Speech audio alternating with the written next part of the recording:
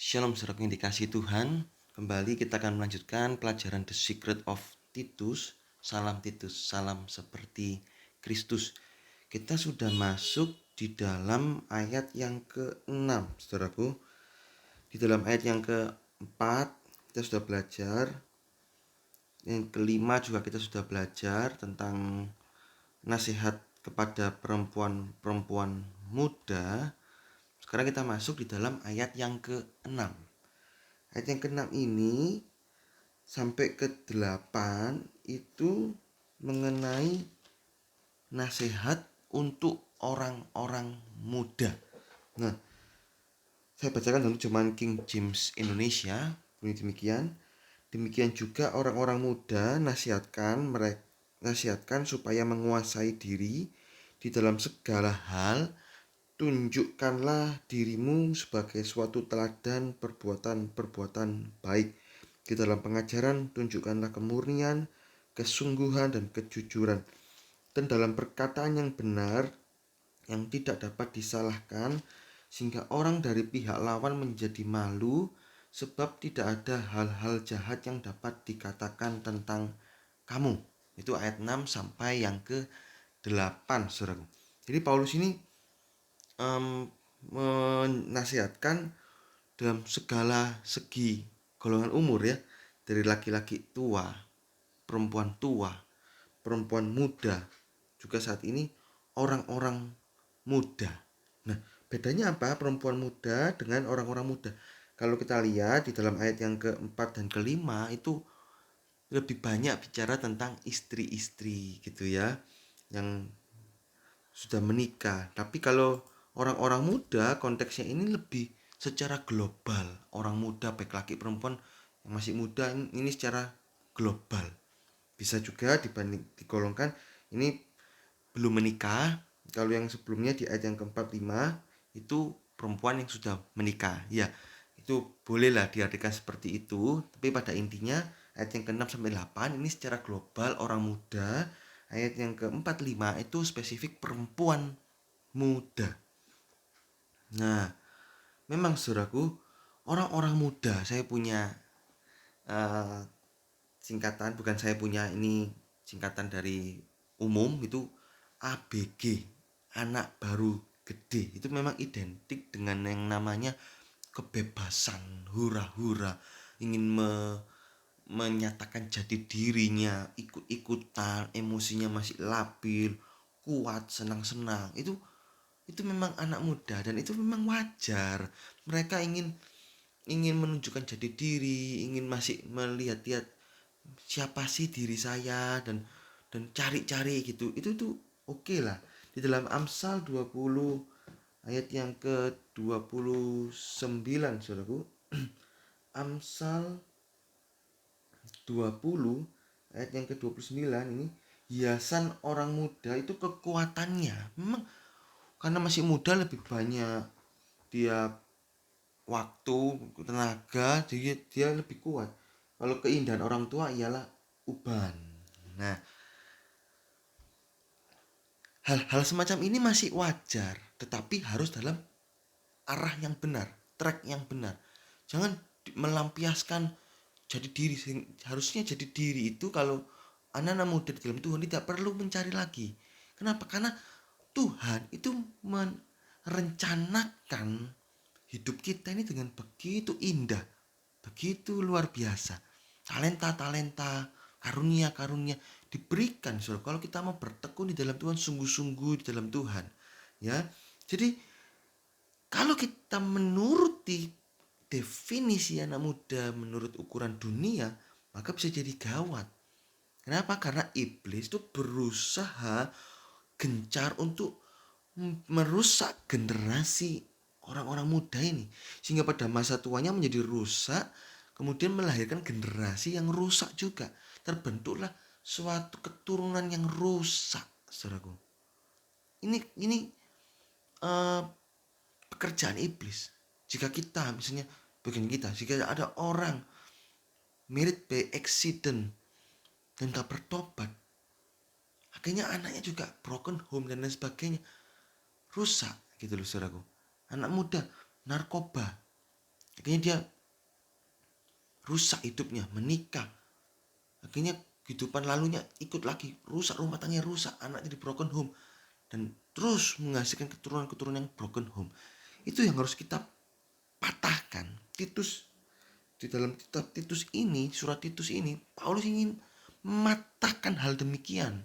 Karena kita ini anak-anak muda itu satu aset di masa yang akan datang, saudaraku. Masa muda ini adalah masa pembentukan. Jika pembentukannya rusak, maka bisa sulit sekali untuk dibetulkan, saudaraku.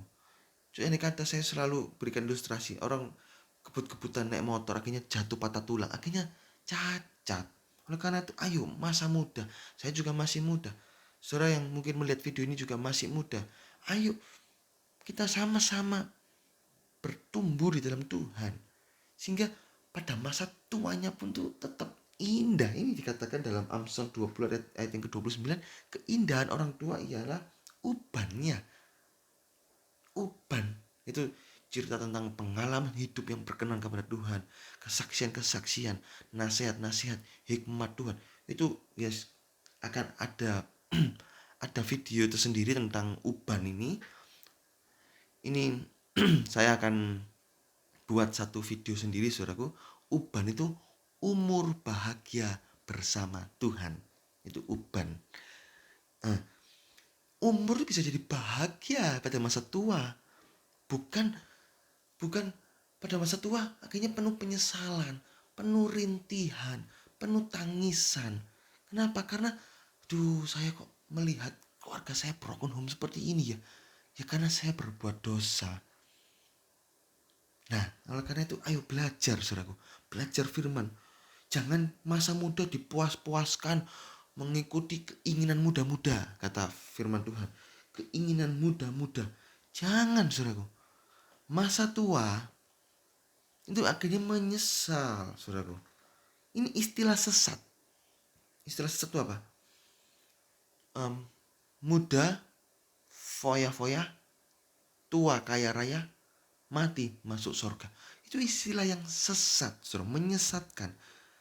Kenapa? Karena waktu masa muda ini foya-foya, melasatkan keinginan daging.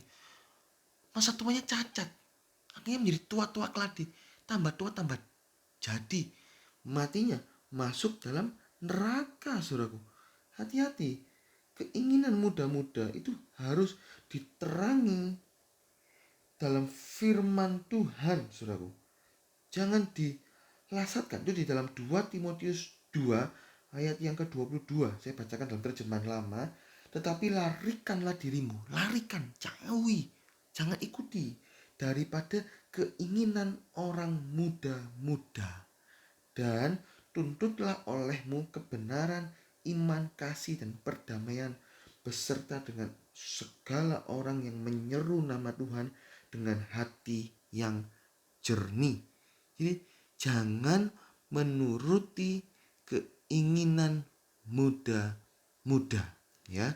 Jangan menuruti keinginan muda-muda. Nah, saya dapat tambahan lagi, saudaraku. Keinginan muda-muda. Orang-orang muda yang ingin hura-hura, ingin bebas, tidak mau diikat oleh firman Tuhan. Akhirnya rusak hidupnya. Rusak, saudaraku. Nah, di dalam 2 Timotius 3 ayat 1-5 ini juga menubuatkan bahwa orang itu makin lama akan makin jahat. Dunia ini akan makin sukar. Kalau kita nggak memupuk dari masa muda untuk bertekun dalam firman, hidup dalam kekudusan, pada waktu dosa makin lama makin meningkat, kita nggak kuat, jatuh, gugur.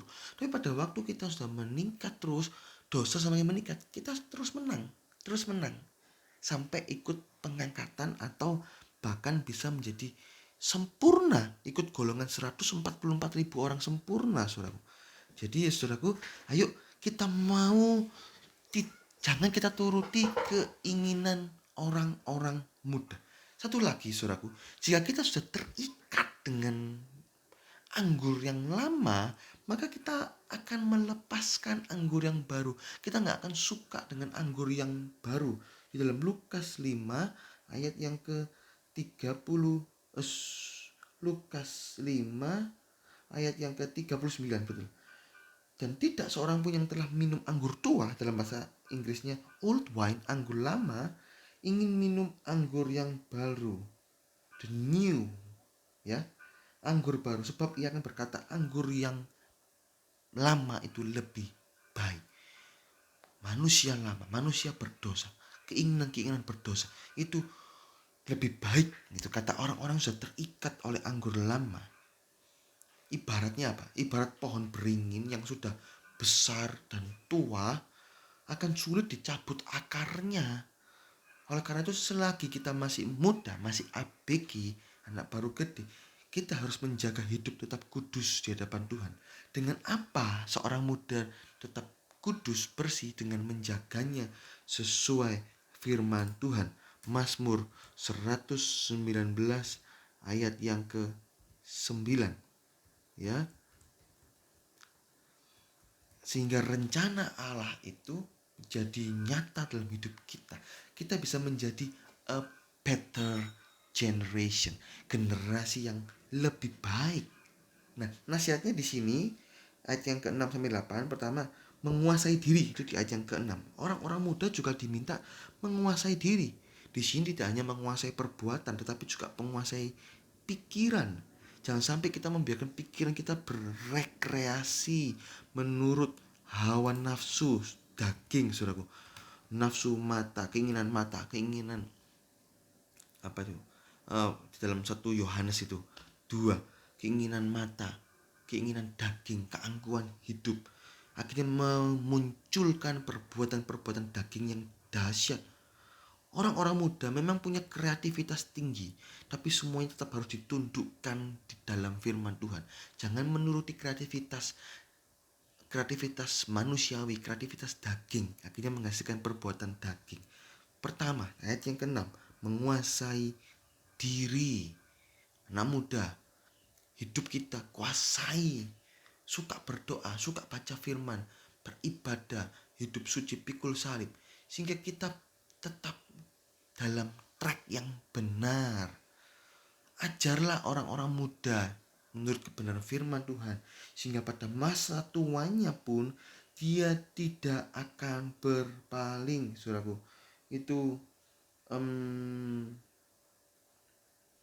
saya lupa ayatnya, itu di dalam kitab Amsal, saudaraku, ditulis pada masa tua itu tetap dalam track yang benar. Nah, ini Amsal 22 ayat yang ke-6, saudaraku. Didiklah orang muda menurut jalan yang patut baginya, menurut firman Tuhan. Maka pada masa tuanya pun ia tidak akan menyimpang daripada jalan itu. Gak akan menyimpang karena sudah terbiasa dengan hidup suci, hidup kudus. Kita biasakan diri untuk menerima didikan orang tua, menerima didikan guru-guru sekolah minggu, guru-guru kita secara jasmani, juga pemimpin-pemimpin rohani, gembala sidang, belajar dididik, sehingga pada masa tuanya pun kita tetap berada di dalam track firman Tuhan. Yang kedua, di dalam segala hal, itu di ayat yang ke-7, di dalam segala hal tunjukkanlah dirimu sebagai suatu teladan perbuatan baik. Jika kita melihat ayat ini, kita melihat ayat ini mirip dengan nasihat Paulus di dalam 1 Timotius 4 ayat yang ke-12. Walaupun tidak semua ditulis oleh Paulus di dalam Titus 2 ayat yang ke-7, tapi jika kita sandingkan, ini bisa melengkapi. Kita mau lihat di dalam 1 Timotius 4 ayat yang ke-12, 1 Timotius 4 ayat yang ke-12, jangan seorang pun menganggap engkau rendah karena engkau muda, jadilah teladan bagi orang-orang percaya dalam perkataanmu, dalam tingkah lakumu, dalam kasihmu, dalam kesetiaanmu, dan dalam kesucianmu. Nah, di dalam ayat 13 juga, ayat yang ke-16, awasilah dirimu dan awasilah ajaranmu. Sama kan? Di dalam pengajaran, kemurnian juga ada di sini. Dan juga dalam kesucian, dalam kesungguhan, dalam kejujuran. Semuanya saling melengkapi di dalam kitab surat 1 Timotius 4 ayat yang ke-12. Saya tuliskan di sini ada 1, 2, 3, 4, 5, 6. Ada 6 hal yang ditulis dalam 1 Timotius 4:12 untuk menjelaskan dalam Titus 2 ayat 7. Pertama, dalam perkataan, dalam kejujuran, dalam pengajaran, perbuatan baik. Ini anak-anak muda biasanya suka meledak-ledak, terbawa emosi dalam berkata-kata, gak berpikir panjang dalam berkata-kata sehingga mudah menyakiti orang lain. Guruan-guruan yang mudah menyakiti orang lain. Ayo kita mau belajar bersikap bijak dalam berkata-kata, lambat berkata-kata, lambat marah, cepat mendengar firman Tuhan. Ini saudaraku, dalam perkataan jadi teladan. Perkataan kita jangan perkataan kotor, tapi perkataan yang membangun orang lain sehingga orang lain beroleh karunia, beroleh anugerah. Di dalam Kolose 4 ayat yang ke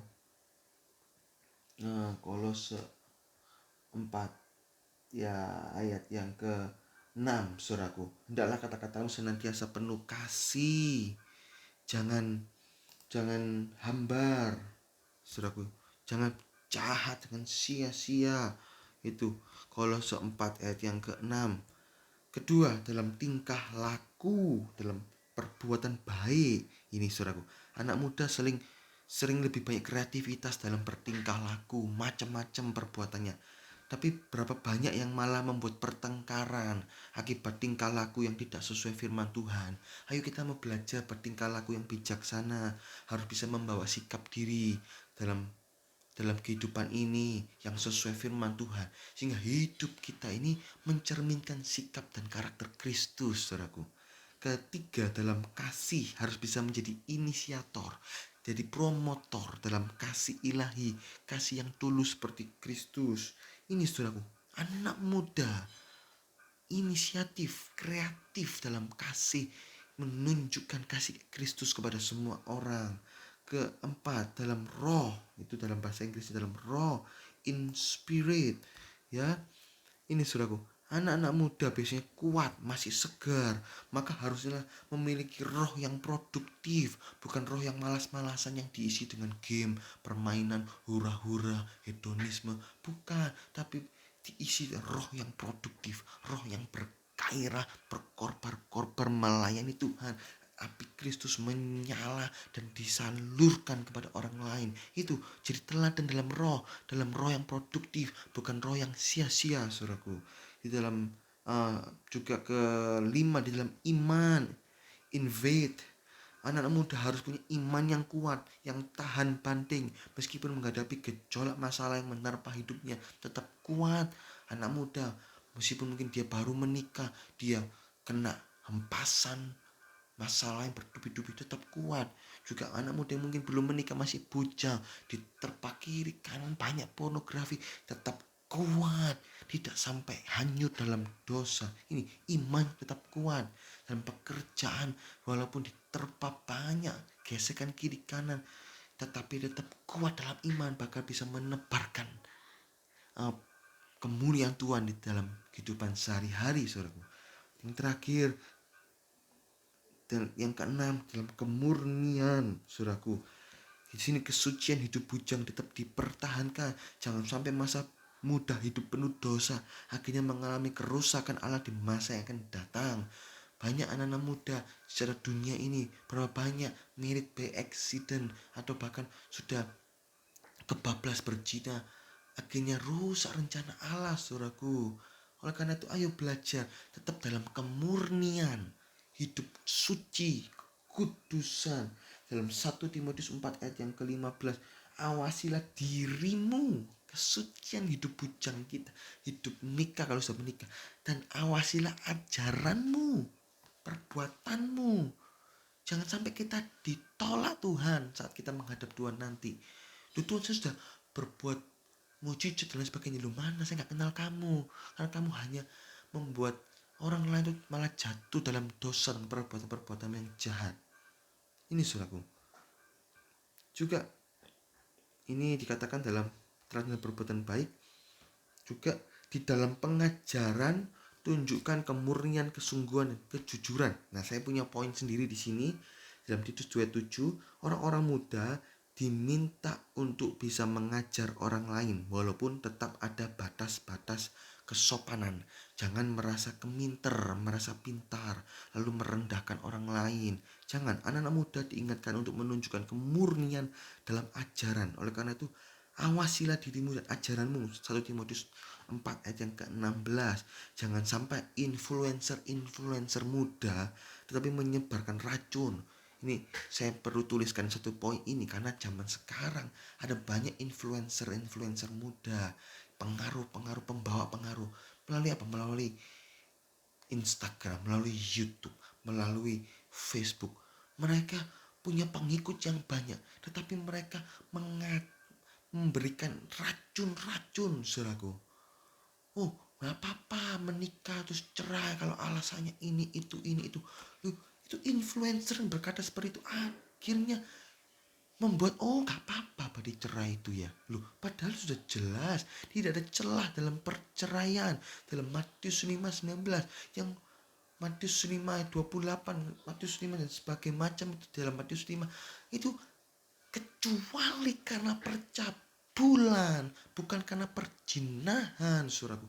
Percabulan itu kalau orang itu ada zaman dulu, orang yang sudah bertunangan itu sudah dianggap suami istri. Jika melakukan percabulan, punya macam berselingkuh, menyeleweng, itu boleh cerai. Tapi kalau di dalam pernikahan itu dinamakan zina, tidak boleh bercerai.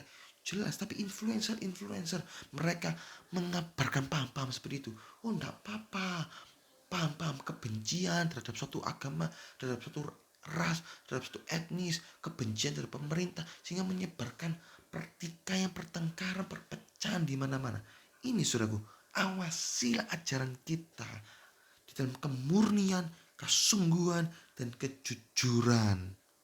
Jangan sampai kita yang mungkin follow Instagram orang, mungkin subscribe YouTube orang, kita terpengaruh yang jahat, yang sesat. Dalam pengajaran, tunjukkan kesungguhan, ada keseriusan dalam mengajar orang lain. Tanda keseriusan ini tandanya bukan membuat orang lain makin perpecahan, tetapi bertumbuh, menumbuhkan rohani agar jangan jadi batu sontohan, saudaraku. Jika salah dikatakan salah, jika benar dikatakan benar. Efesus 5 ayat 11, Matius 5:37. Jika iya katakan iya, jika tidak katakan tidak. Selebihnya berasal dari si jahat. Ini saudara, bagian terakhir di dalam ayat yang ke-7. Ayat yang ke-8. Perkataan yang benar yang tidak dapat disalahkan, sehingga orang dari pihak lawan menjadi malu, sebab tidak ada hal-hal yang jahat yang dapat dikatakan tentang kamu. Ingat, saudaraku, dalam Yakobus 4 ayat yang kedua, tanda orang sempurna itu tidak ada kesalahan dalam perkataannya. Anak-anak muda sedari muda harus berkata yang benar, yang tidak dapat disalahkan. Itu adalah perkataan yang sesuai firman Tuhan, yang tidak dapat disalahkan. Kemudian apa yang kita ucapkan itu kita mau melakukan. Kalau kita mengatakan kamu harus jujur, kita lakukan. Kita juga hidup jujur. Itu adalah perkataan yang tidak dapat disalahkan. Tapi kalau kita mengatakan jangan kamu berbohong, tapi kita sendiri berbohong, itu perkataan kita disalahkan. Kamu sendiri berbohong, kok kamu ngajarin orang berbohong? Itu saudaraku. Sehingga orang nggak ada respect, orang nggak ada hormatnya, saudaraku. Anak muda hanya bisa bacot doang, itu bahasa yang Jawanya, hanya bisa ngomong doang tapi tidak bisa menunjukkan tindakannya. Jangan kita berkata seperti itu. Jangan ada orang lain menganggap engkau rendah sebab engkau muda. Jadilah teladan. Kalau kita bisa mengucapkan, kita harus bisa melakukan. Ini saudaraku ya, influencer yang punya pengikut banyak, YouTuber yang punya subscriber yang banyak. Kita harus punya perkataan yang benar dan kita mau lakukan itu sehingga orang lain nggak bisa menyalahkan kita. Kalau kita mengatakan kamu harus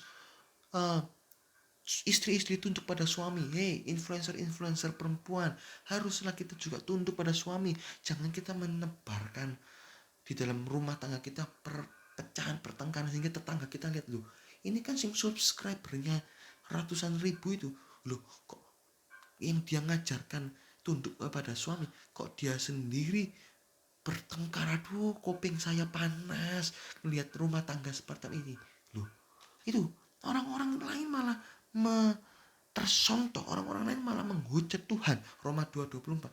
Orang-orang lain malah menghina Tuhan Kristen, Tuhan Yesus. Kenapa? Karena pengikutnya kayak gitu, ngajar kasih tapi kebencian yang dilakukan, ngajar jujur tapi dusta yang dilakukan. Ayo kita mau sama-sama belajar perkataan yang benar, yang tidak dapat disalahkan. Ini saudaraku tentang nasihat orang-orang muda. Mulai dari pertama, menguasai diri. Kedua, menjadi teladan dalam perbuatan baik. Sudah bisa baca juga dalam 1 Timotius 4:12. Ketiga, saya poin satu lagi, yaitu dalam pengajaran influencer menunjukkan kemurnian, kesungguhan untuk memberkati orang lain, bukan kesungguhan untuk membuat orang lain terkutuk, membuat orang lain jatuh dalam dosa, membuat orang lain malah terjerembab dalam dosa-dosa pornografi. Tidak, tapi kesungguhan untuk menumbuhkan rohani orang lain dalam kejujuran, bukan menutupi diri, menutupi kejahatan. YouTube-nya tampak bagus tapi dalam hidup sehari-hari penuh dengan kejahatan. Jangan seperti itu, saudaraku. Yang keempat, perkataan yang benar yang tidak dapat disalahkan. Karena apa? Kita berkata-kata, kita juga melakukannya, ya. Puji Tuhan, saudaraku. Video yang akan datang kita akan melihat tentang nasihat untuk para hamba. Puji Tuhan, Tuhan Yesus memberkati.